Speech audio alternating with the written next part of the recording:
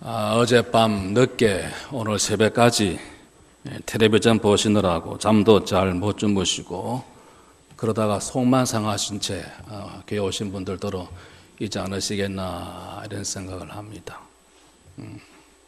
많이 피곤하시면 눈은 감으시되 귀는 열어놓으시고 졸아도 괜찮겠습니다. 말씀만 잘 들으시면 될 터인데요.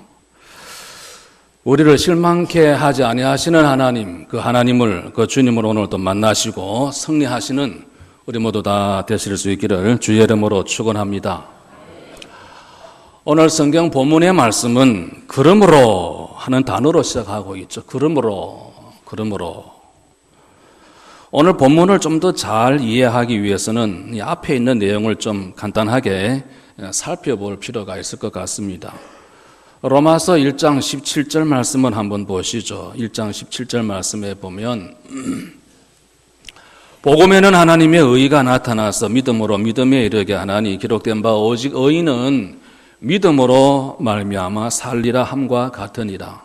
오직 의인은 믿음으로 말미암아 살리라 함과 같으니라.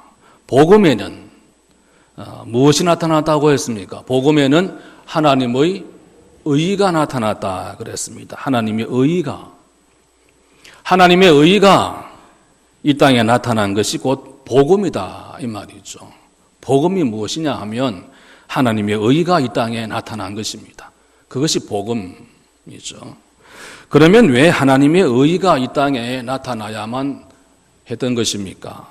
그 이유는 3장에 가서 23절에서 찾아볼 수 있습니다. 왜 하나님의 의가 이 땅에 나타나야만 했을까?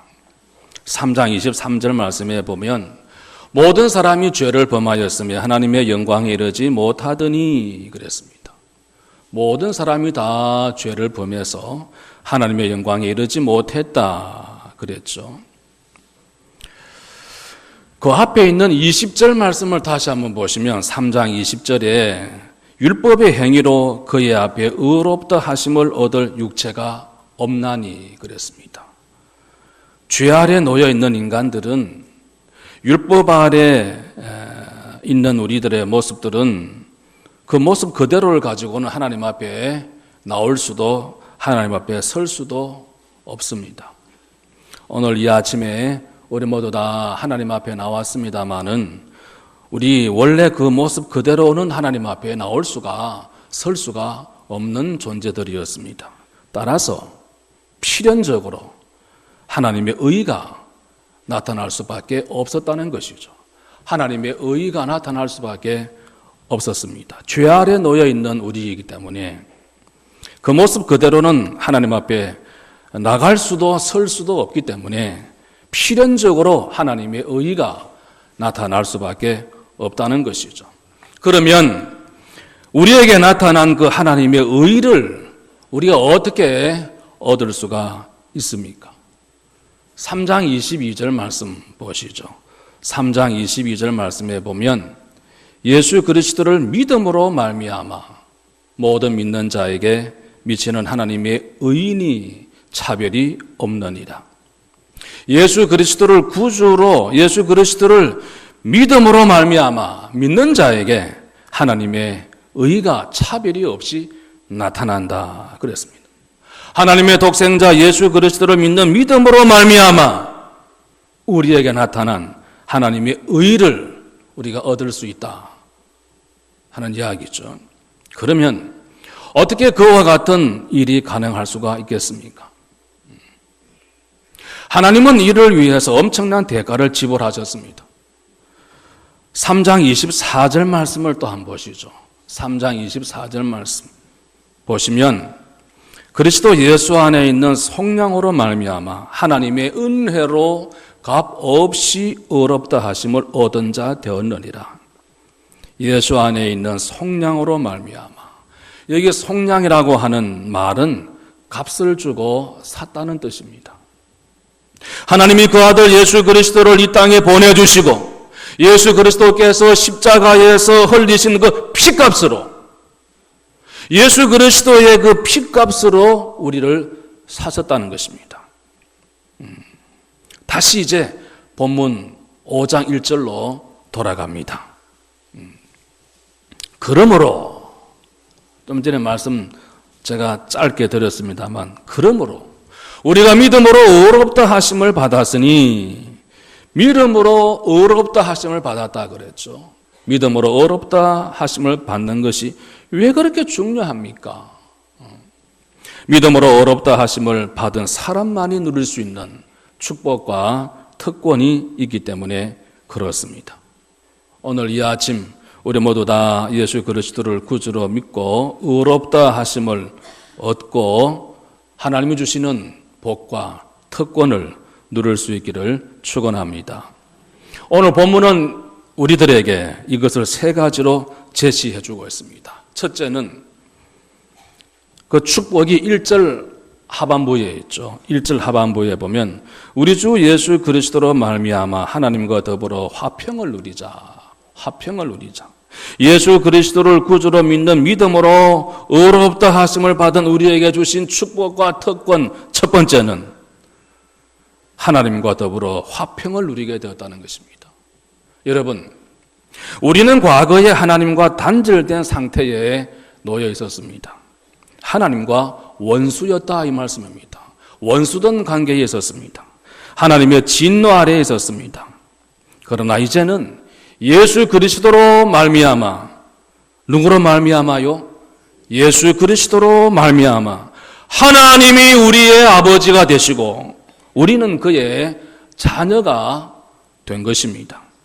하나님과 더불어 화평을 누릴 수 있게 되었다. 이것이 우리에게 주신 놀라운 축복이고 특권인 것입니다. 두 번째 축복은 2절 상반부에 기록되어 있습니다. 그로 말미암아 우리가 믿음으로 서 있는 이 은혜에 들어감을 얻었으며 하나님의 은혜에 들어갈 수 있게 된 것입니다. 여러분, 저나 여러분이나 저나 과거에 우리가 다 은혜 밖에 있었습니다. 은혜와는 상관이 없는 자들이었습니다. 아담 하와 선악과를 따먹으로 말미암아 에덴 동산에서 쫓겨 추방당했습니다. 그때부터 인류는 하나님의 은혜 밖으로 다 쫓겨났습니다. 그러나 우리 주 예수 그리스도로 말미암아 우리가 다시금 하나님의 은혜 안에 들어오게 된 것입니다. 그래서 우리는 오늘도 당당하게, 담대하게 하나님의 은혜의 보좌 앞에 나올 수 있게 된 줄로 믿습니다. 세 번째 우리가 누리는 축복은 2절 하반부에 기록되어 있습니다. 하나님의 영광을 바라고 즐거워하느니라. 좀 전에 3장 23절을 기억을 하십시다. 모든 사람이 죄를 범하여 하나님의 영광에 이르지 못했다고 했습니다. 그런데 이제는 우리가 예수 그리스도의 속량하심으로 말미암아 우리에게 나타날 하나님의 영광, 우리에게 주어질 하나님의 그 무한하신 영광을 바라보면서 즐거워할 수 있게 되었다는 것입니다. 사도 바울은 믿음으로 의롭다 하심을 얻은 우리가 누리게 되는 이 세 가지 축복을 말씀하고 난 뒤에 이어서 3절에서 다만 이뿐 아니라 그랬습니다. 이 외에 더 말할 것이 있다는 것이죠. 그것은 어떻게 생각하면 훨씬 더 절실한 문제입니다. 이 땅에 살아가는 우리들에게 절실한 문제 무엇입니까? 환난의 문제인 것입니다. 여러분, 예수 믿고 하나님의 자녀 되었다라고 해서 교회 등록을 하고 세례를 받고 하나님의 자녀가 되었다고 해서 삶의 환경이 하루아침에 바뀌는 것이 아닙니다. 이전처럼 환난이 그대로 있거나 또 다른 환난이 닥쳐올 수도 있습니다. 중요한 것은 우리의 삶의 환경이 바뀐다는 것이 아니라 그 환난을 보는 우리의 태도가 180도 바뀐다는 것입니다. 또 달라져야 할 것입니다. 믿지 않는 사람들은 환난을 당할 때 환난 자체만 바라보는 것입니다. 그러니 낙심할 수밖에 없습니다. 환난 때문에 좌절하고 몸부림치기가 쉽습니다. 그러나 예수를 믿고 의롭다 하심을 받은 우리는 환난을 대하는 시각이 달라져야 합니다. 그리고 다른 것입니다. 3절 말씀 보시죠. 3절 말씀에 다만 이뿐 아니라 우리가 환난 중에도 즐거워한다 그랬습니다. 환난 가운데서도 우리가 즐거워할 수 있다는 것이죠. 이게 얼마나 놀라운 변화입니까? 이 놀라운 변화를 경험하고 체험되어질 수 있기를 기원합니다. 환난 가운데서도. 오늘 이 말씀을 우리 함께 붙들 수 있기를 바랍니다. 이 말씀을 세 가지로 나누어서 생각해 보려고 합니다. 첫째는 우리가 어떻게 환난 가운데서도 즐거워할 수 있느냐 하는 것이고, 두 번째는 오늘 본문을 기록한 사도 바울이 과연 환난 가운데서 즐거워하는 삶을 살았느냐, 세 번째는 그러면 우리는 어떻게 살아야 하느냐 하는 것입니다. 자, 먼저 어떻게 환난 가운데서 즐거워할 수 있습니까? 여러분, 어떻게 환난 가운데서, 시련 가운데서, 고난 가운데서, 슬픔 가운데서, 괴로운 일 가운데서 즐거워할 수 있습니까? 환난 자체는 결코 즐거운 것이 아닙니다. 고통스럽습니다. 괴롭습니다. 그럼에도 불구하고 우리는 환난 가운데 즐거워할 수가 있는 것입니다. 오늘 본문 3절, 4절 말씀을 읽어보시죠. 다만 이뿐 아니라 우리가 환난 중에도 즐거워하나니 이는 환난은 인내를, 인내는 연단은 소망을 이루는 줄 알미로다 그랬습니다. 마지막 부분에 이루는 줄 알미로다 그랬습니다. 아는 것이 있기 때문에 환난 가운데서도 즐거워할 수 있습니다. 믿지 않는 사람은 환난 그 자체만 보기 때문에 실망할 수밖에 없습니다. 낙심하기가 쉽습니다. 그러나 우리는 우리에게 닥쳐오는 환난의 의미를 알기 때문에 환난 너머에 있는 우리의 소망, 하나님의 영광을 바라볼 수 있기 때문에 환난 가운데서도 즐거워할 수 있고 즐거워해야 되는 것입니다. 오늘 본문에 보면 환난은 인내를 낳는다 했죠. 인내심이 없는 사람, 조그만 일에도 쉽게 주저앉아 버리는 사람은 아무런 소용이 없는 것입니다. 여러분, 신앙의 경주장에서는 절대적으로 인내심이 필요합니다. 우리의 인내심이 어떤 경우에 자라날 수가 있습니까? 좋은 환경, 좋은 여건, 그런 상황 속에서 인내가 제대로 자라기는 어렵습니다. 환난이나 역경 속에서 우리의 인내가 자라날 수 있고, 환난과 시련과 고난과 슬픔과 아픔 가운데서, 괴로움 가운데서 인내가 길러질 수가 있는 것입니다. 여러분, 젊은 사람들은 뜨거운 그릇을 잘 잡지를 못합니다. 뜨거운 그릇을 잡았다가도 얼른 내려놓고 손을 귀에 가지고 가지 않습니까? 그러나 나이 드신 우리 어르신들은, 어머니들은 뜨거운 그릇을 잘 잡습니다. 어떻게 그럴 수 있죠? 살아오면서 오랫동안 뜨거운 그릇을 지어보았기 때문인 것입니다. 환난 속에서, 환난을 통해서 인내심을 기른다는 원리가 바로 이와 같은 것입니다.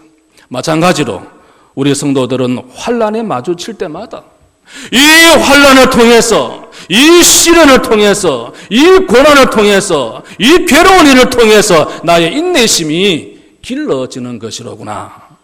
환난 속에서 나의 믿음과 영혼이 더 성장할 수 있구나. 이 사실을 알기 때문에, 믿기 때문에 환난 가운데서도 즐거워할 수 있는 줄로 믿습니다. 또 즐거워해야 하는 것입니다. 환난과 핍박 중에도 성도는 신앙 지켰네. 그렇지 않습니까? 환난과 핍박 가운데서도 성도는 신앙을 지켰다. 찬송하게 되는 것입니다. 오늘 본문에 보면 인내는 연단을 낳는다 그랬습니다. 이 연단이라고 하는 단어는 쇠붙이를 단련시킨다는 그런 의미입니다. 쇠를 어떻게 단련시킵니까? 쇠를 용광로 속에 집어넣습니다. 벌겋게 달굽니다. 그걸 꺼내서 이리 치고 저리 치고 그러는 동안에 쇠에 붙어있는 온갖 찌꺼기는 다 떨어져 나가고 눈에 보이지 않는 작은 구멍이라든지 조그만 흠도 다 메꾸어지는 것입니다. 그래야만 좋은 연장을 만들 수 있는 재료가 되는 것이죠. 마찬가지로 우리 성도는 환난을 통해서 인내를 키울 수가 있습니다. 인내를 통해서 우리가 더욱더 강한 모습으로 연단받을 수가 있을 것입니다. 우리의 믿음이 정금보다도 더 귀한 보배로운 믿음으로 바뀔 수가 있습니다. 계속해서 연단은 소망을 이루는 줄 알미로다 그랬습니다. 소망을 이룬다고 했습니다. 한 단계 한 단계 거쳐서 완성을 한다는 것입니다. 그렇습니다. 결국 환난과 인내는, 시련과 고통은, 슬픔과 아픔은, 환난과 인내와 연단은 우리의 소망을 완성해가는 과정이 되는 것입니다. 모든 것이 합력해서 우리가 가지고 있는 소망을 분명하게 이루는 과정이 된다는 것이죠. 그래서 한번 따라합시다. 하나도 필요 없는 것이 없다. 필요 없는 것이 없습니다. 다 필요합니다.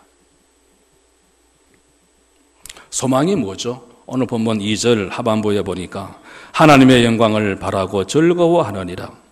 우리에게 나타날 하나님의 영광, 장차 우리에게 주어질 영광을 환난 속에서 소망으로 바라볼 수 있기 때문에 환난 가운데서도 즐거워할 수 있다는 것입니다. 여러분, 어떤 환난 속에서 고통을 당하고 있습니까? 오늘 우리 모두 어떤 시련 가운데 힘들어하고 있습니까? 환난 그 자체만 보지 마십시다. 환난의 의미를 알아야 합니다. 환난은 인내를 낳고, 인내는 연단을 낳고, 연단은 소망을 분명하게 이루는 것입니다. 환난 그 너머에 있는 하나님의 영광을 바라볼 수 있는 오늘 저와 여러분, 우리 모두 다 될 수 있기를 바랍니다. 그럴 때 우리는 환난 속에서도 즐거워할 수 있는 줄로 믿습니다. 두 번째, 그러면 사도 바울의 삶 속에서 이 말씀을 한번 조명해 보겠습니다. 사도 바울은 환난 가운데서 어떻게 했느냐 하는 것입니다. 오늘 말씀을 기록한 사도 바울은 환난 가운데서도 즐거워하였을까요? 그렇습니다. 두 가지 예를 제가 한번 들어볼까요? 바울에게는 찌르는 가시가 있었습니다. 육체에 가시가 있었습니다. 아마도 안 질렸을 것이다, 이렇게 해석을 합니다. 바울은 다메섹 도상에서 부활하신 예수님을 만났는데 그때 아주 강한 빛을 봅니다. 사흘 동안에 아무것도 볼 수가 없었습니다. 사흘 뒤에 눈에서 비늘 같은 것이 벗겨지고 나서 비로소 볼 수가 있었습니다. 그때 너무너무 강한 빛을 보았기 때문에 시력이 그만 문제가 생긴 것입니다. 많은 고통을 당해야 했습니다. 편지를 쓸 때도 자기 손으로 쓰지 못해서 다른 사람이 대서를 해줄 정도였습니다. 우리가 잘 알듯이 사도 바울은 여기저기 돌아다니면서 복음을 전하는 사도였습니다. 그러니 시력 때문에 얼마나 많은 고통을 당했겠습니까? 하나님께 간절히 기도합니다. 하나님 아버지, 당신의 종인데 하나님의 영광을 위해서 살아가고자 하는데 저에게서 이 육체의 가시 좀 제거해 주십시오. 이 찌르는 가시를 좀 없애달라고 하나님께 기도했습니다. 하나님께 응답이 왔습니다. 내 은혜가 내게 족하도다. 내 능력이 약한 데서 온전하여짐이라. 사도 바울은 주님의 음성을 듣고 깨달았습니다. 조금 전까지만 하더라도 육체의 가시를, 자기를 찌르는 그 가시를 제거해달라고 기도했던 그가 이제는 그 가시로 인해서 오히려 기뻐하고 자기의 약함을 오히려 자랑할 수 있게 된 것입니다. 어떻게 그와 같은 변화가 가능했을까요? 사도 바울은 하나님의 영광을 위해서 육체의 가시를 제거해달라고 했습니다. 그런데 오히려 그것이야말로 하나님의 영광을 더 분명히 하고 확실하게 드러낸다는 사실을 알게 된 것입니다. 여러분, 바울은 많은 병자들을 고쳤습니다. 심지어 죽은 사람까지도 살려냈습니다. 유도고라고 하는 청년, 창아래 떨어져 죽었을 때 바울이 기도해서 그 청년을 살렸습니다. 바울은 다른 사람의 병을 고치는 능력이 있었음에도 불구하고 자신의 병은 고치지를 못했습니다. 자기를 찌르는 그 가시를 제거하지를 못했던 것입니다. 사람들이 어떻게 생각했겠습니까? 바울이 가지고 있는 병 고치는 능력은 바울의 것이 아니고 누구의 것이라는 것입니까? 하나님의 능력임을 알았을 것입니다. 하나님이 사도 바울을 통해서 필요할 때마다 능력을 베푸시는 것임을 알게 된 것입니다. 그래서 사람들은 바울을 볼 때마다 바울을 보는 것이 아니라 바울 뒤에 계시는 바울을 통해서 역사하시는 하나님의 능력을 보게 된 것입니다. 사람들은 바울을 통해서 누구에게 영광을 돌릴 수 있게 된 것입니까? 하나님께 영광을 돌리게 된 것이죠. 여러분, 어떤 사람이 예를 들어서 이런 말을 한다고 한번 가정을 해보겠습니다. 나는 신유의 은사를 받았습니다. 신유의 은사가 내게 있습니다. 무슨 병이든지 내가 고칠 수 있습니다. 이런 말을 하는 사람이 있다고 하면 100이면 100, 의심할 것 없이 그는 싹군입니다. 왜 그렇습니까? 그 사람이 가지고 있는 능력과 그 사람이 가지고 있는 은사는 그 사람의 것이 아니기 때문인 것입니다. 하나님께서 필요할 때마다 은혜를 베풀어 주셔서 그 사람을 들어서 하나님이 쓰시는 것에 지나지 않는 것입니다. 바울이 이 사실을 깨달은 것입니다. 자기가 가지고 있는 가시, 자기가 겪는 고통, 자기가 당하는 그 환난을 통해서 오직 하나님의 영광만을 분명히 드러낼 수 있다는 것을 확실하게 깨닫고 환난 가운데서도 오히려 기뻐하고 감사하고 즐거워할 수 있었던 것입니다. 한 가지 더 예를 들어볼까요? 사도 바울은 이방인의 사도로 부르심을 받았습니다. 예루살렘을 떠나서 소아시아, 이방 여러 나라 다니면서 복음을 전했습니다. 로마에 가서 복음 전하기를 원했습니다. 하나님께서 그를 로마에 보내주셨습니다. 그런데요, 하나님께서 그 바울을 어떤 신분으로 로마로 가게 했습니까? 하나님은 사도 바울을 죄수의 신분으로, 죄인의 몸으로 로마에 가게 하셨습니다. 생각해 보았습니다. 좀 더 귀한 신분, 좀 더 좋은 신분으로 갔으면 복음을 전하는데 얼마나 좋았을까, 이런 생각을 해볼 수 있습니다. 하지만 하나님의 눈으로 보면 사도 바울은 가장 확실한 방법으로 쓰임을 받고 있는 것입니다. 여러분, 바울이 그리스도 밖에 있을 때 한번 생각해 보시죠. 그때 그는 예수 믿는 사람들을 잡는 일에 대단히 열심히 했습니다. 그래서 스데반 집사를 죽이는 일에 앞장을 섰습니다. 과거에 바울이 생각하기에 예수는 하나의 이단이었습니다. 하나님은 한 분이신데 멀쩡한 사람이 나타나서 하나님의 아들이라 주장을 하고 자기를 하나님과 동등시하는 것입니다. 그래서 그의 눈에는 예수뿐만 아니라 예수 믿는 사람도 다 이단인 것입니다. 마땅히 다 죽여 없애야 된다고 생각을 했습니다. 그래서 스데반 집사뿐 아니라 다메섹에 있는 교인들도 다 잡아 죽여야 된다고 생각을 하고 잡아오기 위해서 다메섹으로 가고 있는 중이었습니다. 부활하신 예수님을 만나게 된 것입니다. 그때 예수야말로 살아계신 하나님의 아들이라는 사실을 확실히 깨닫게 된 것입니다. 이제 바울의 삶이 완전히 바뀌었습니다. 이때부터 그는 생명을 걸고 예수님을 증거하는 삶을 살게 된 것입니다.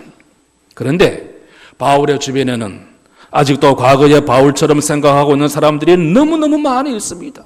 이제는 배신자 바울을 죽이기 위해서 혈안이 되어 있었습니다. 내가 바울을 죽이지 않으면 물도 마시지 않겠다. 바울을 죽이기 전에는 음식도 입에 되지 않겠다. 맹세한 사람이 40명이나 되었습니다. 이와 같이 위태로운 상황 속에서 위험한 상황 속에서 바울이 가장 안전하게 보호를 받을 수 있는 자리가 어디 있겠습니까? 여러분 어디라고 생각하십니까? 그 자리가 바로 감옥입니다. 인간의 시각으로 보면, 사람의 눈으로 보면 가장 비참하고 가장 억울하고 가장 곤고한 자리에 있는 것입니다.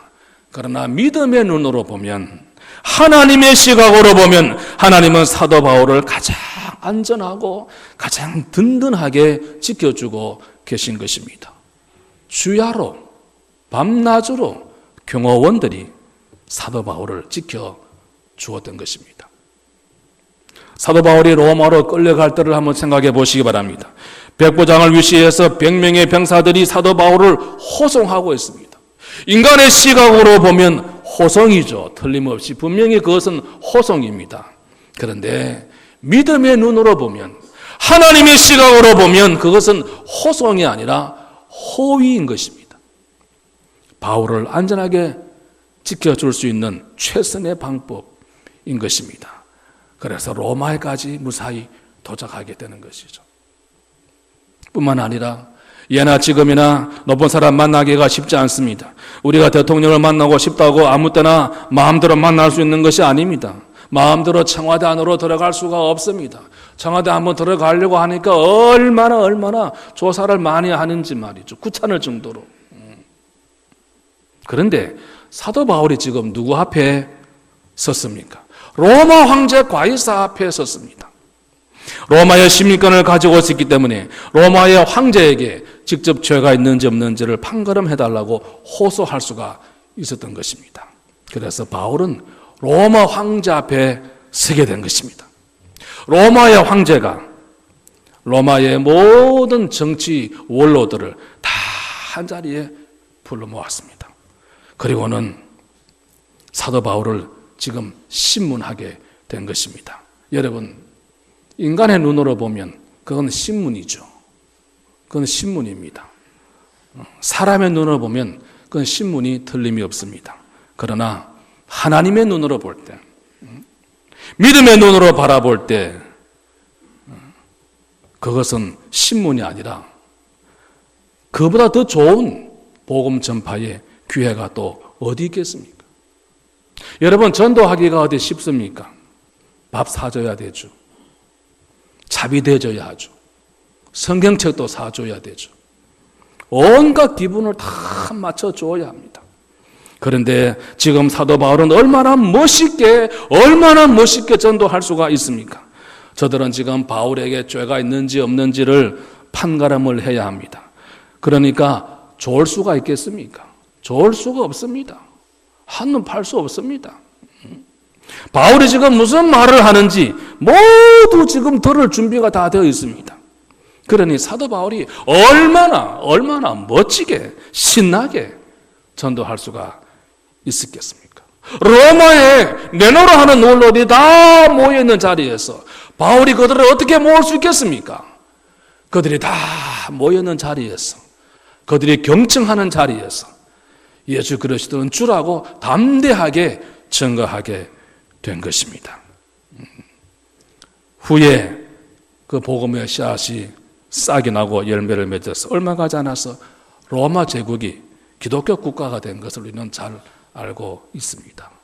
성도 여러분, 인생의 눈으로 볼 때는, 사람의 눈으로 볼 때는 바울처럼 비참하고 곤고한 삶을 살다 간 사람도 아마 없을 것입니다. 그가 뭐 부족한 사람입니까? 배운 사람입니다. 위치도 있는 사람입니다. 좋은 혈통 가문에 태어난 사람입니다. 그런데 얼마나 비참하고 곤고한 삶을 살다가 목이 떨어져 순교한 사람이지 않습니까? 그러나 하나님의 눈으로 볼 때 바울이 겪었던 모든 환난은 결코 실패가 아니었다는 사실입니다. 하나님의 영광을 가장 분명하고도 확실하게 드러내는 도구가 된 것입니다. 그래서 사도 바울은 환난 가운데서도 항상 기뻐하고 범사에 감사하고 즐거워할 수가 있었던 것입니다. 여러분, 의도 그러한 삶을 살아갈 수 있기를 주의 이름으로 축원합니다. 그러면 어떤 삶을 우리가 살아야 되겠습니까? 오늘 우리의 삶을 한번 돌아볼 수 있기를 바랍니다. 우리에게 어떤 가치가 있습니까? 여러분이 어떤 환난 때문에 고통을 당하고 있습니까? 어떤 시련과 괴로움과 아픔이 있습니까? 골치 아픈 문제들이 없습니까? 주님, 이것만큼은 내게서 물리쳐 주시기 바랍니다. 간절한 마음으로 오랫동안 기도했음에도 불구하고 아직도 떠나지 않고 남아있는 가시는 없습니까? 아픔은 없습니까? 괴로운 일은 없습니까? 결코 그것 때문에 낙심할 필요가 없습니다. 그것 때문에 절망하지 마시기 바랍니다. 어쩌면 우리로 하여금 하나님의 영광을 가장 확실하게 나타내게 하기 위해서 남겨두신 하나님의 지혜일지 모르기 때문인 것입니다. 세상 사람들의 시각으로 바라보지 마시기 바랍니다. 믿음의 시각으로 바라볼 수 있는 우리 모두 다 될 수 있기를 바랍니다. 하나님의 눈으로 바라볼 줄 알아야 되는 것입니다. 오늘 본문의 말씀과 같이 환난 가운데서도 우리는 그러므로 즐거워할 수 있는 것입니다. 세상 사람들은 자기가 당하는 환난 때문에 좌절하고 낙심할지 모르지만 예수 없는 사람들은 당하는 시련과 고난과 괴로움 때문에 포기할는지 모르지만 우리 믿는 성도들은 그것으로 인해서 하나님께 더 가까이 나아가게 되는 것입니다. 그것으로 인해서 하나님께서 나에게 허락하신 소망을 더 확실하게 이룰 수 있는 기회가 되기 때문에 환난 가운데 즐거워할 수 있는 줄로 믿습니다. 오히려 감사한 것입니다. 오히려 기뻐할 수가 있는 것입니다. 여러분, 저와 여러분이 여러분과 제가 어떻게 하나님의 자녀가 될 수 있었습니까? 우리가 어떻게 하나님과 더불어 화평을 누릴 수 있게 된 것입니까? 어떻게 오늘과 같이 하나님의 은혜의 보좌 앞에 담대하게 나올 수 있게 되었더냐 하는 것입니다. 어떻게 하나님의 영광을 바라며 즐거워할 수가 있게 된 것입니까? 이 모든 것은 값 없이 된 것이 결코 아닙니다. 공짜로 그렇게 된 것이 아닙니다. 우리 주 예수 그리스도로 말미암아 그렇게 된 것입니다. 하나님 편에서는 엄청난 대가를 지불하시고 우리를 그렇게 만들어 주셨다는 사실을 잊어서는 아니 될 것입니다.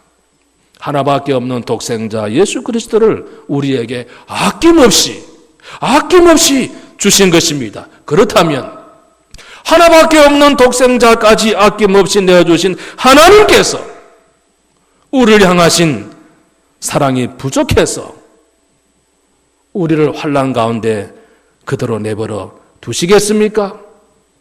아닙니다. 하나님의 능력과 지혜가 부족해서 우리를 시련 가운데, 고통 가운데 그대로 내버려 두신 것일까요? 아닙니다. 절대로 그렇지 않습니다. 환난은 우리로 하여금 인내를 기르게 하는 것입니다. 우리를 연단시켜서 장차 우리에게 주어질 하나님의 영광을 바라보게 하는 것입니다. 우리의 소망을 가장 분명하고 확실하게 이루고자 하는 하나님의 지혜로운 방편임을 우리는 명심해야 될 줄로 믿습니다. 성도 여러분, 환난이 있습니까? 시련이 있습니까? 고통이 있습니까? 아픔이 있습니까? 괴로움이 있습니까? 낙심하지 마시기 바랍니다. 세상을 원망하지 마시기 바랍니다. 하나님을 원망할 이유가 없습니다. 그럴수록 하나님께 더 가까이 나아가서 하나님이 허락하신 뜻을 깨닫게 해달라고 우리 함께 기도할 수 있기를 바랍니다. 하나님 아버지, 내가 당하는 이 환난을 통해서, 아버지 하나님, 내가 당하는 이 시련을 통해서 하나님이 나타내고자 하시는 하나님의 선하신 뜻이 무엇인지 알게 하여 주시옵소서. 기도하시기를 바랍니다. 환난이 있을 때 물리쳐 달라는 기도만 드릴 것이 아니라 하나님 아버지, 내 눈을 활짝 열어서 이것을 통해서 하나님이 드러내고자 하시는 선하신 섭리와 뜻이 무엇인지를 발견할 수 있게 해 주시옵소서. 사도 바울이 환난 가운데 즐거워한 것처럼 나도 이 환난을 통해서 하나님께 더 가까이 나아가고 또 깊은 감사를 드리고 기뻐하며 즐거워할 수 있는 모습이 되게 해달라고 하나님께 기도하는 우리 모두 다 될 수 있기를 축원합니다. 우리는 환난 중에도 그러므로 즐거워할 수 있습니다. 시련 가운데서도 소망 중에 우리는 기뻐할 수 있는 것입니다. 교우 여러분, 환난 중에도 즐거워할 수 있는 믿음의 사람, 기도의 사람, 승리의 사람 다 되시기를 주의 이름으로 축원합니다. 하나님께로 더 가까이 나아가십시다. 우리 찬송을 같이 한번 부르겠습니다. 하나님께로 더 가까이 갑니다. 하나님께로 더 가까이 변함없는 주님의 크신 사랑 영원히 주님만을 섬기리. 하나님께로 더 가까이 나아갑니다. 우리 2절 부를 때 일어나셔서 함께 부르시면서 주일 헌금 또 준비하셨으면 장화 헌금 함께 하나님께 봉헌하겠습니다.